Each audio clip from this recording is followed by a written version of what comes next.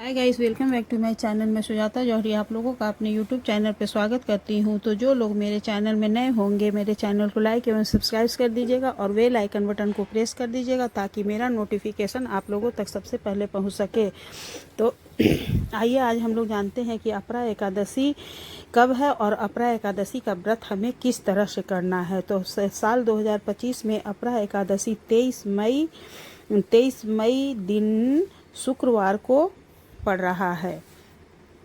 तो आइए हम लोग देखते हैं अपरा एकादशी में हमें कैसे पूजा करनी है। तो अपरा एकादशी के दिन हमें सुबह स्नान करके और सुबह से ही उठकर हमें राधे राधे कृष्ण कृष्ण रटना है। विष्णु भगवान, आपके घर में यदि लड्डू गोपाल जी हैं तो आप लड्डू गोपाल की पूजा करती हैं तो उनकी पूजा करिए एकादशी के दिन, और नहीं तो फिर विष्णु भगवान का फोटो है तो आप विष्णु भगवान का भी पूजा कर सकती हैं।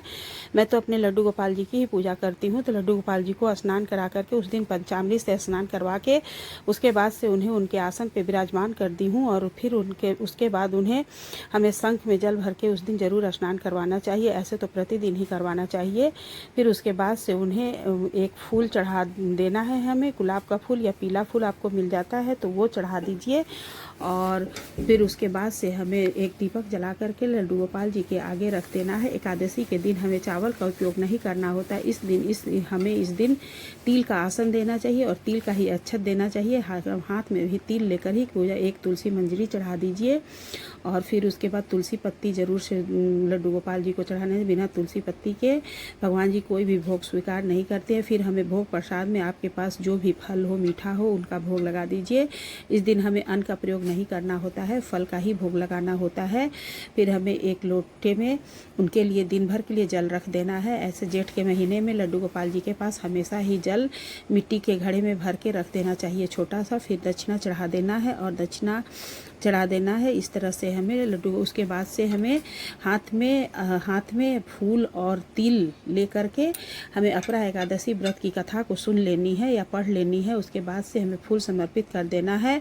और आप आरती के लिए या तो अलग से एक दीपक तैयार कर लीजिए और नहीं तो फिर उसी दीपक को उठा करके आप लड्डू गोपाल जी की आरती कर दीजिए।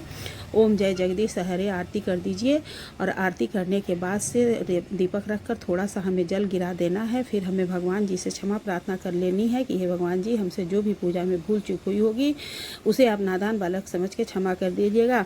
तो अपरा एकादशी व्रत के पारण 24 मई दिन शनिवार को प्रातः 5:11 से लेकर 7:52 तक है।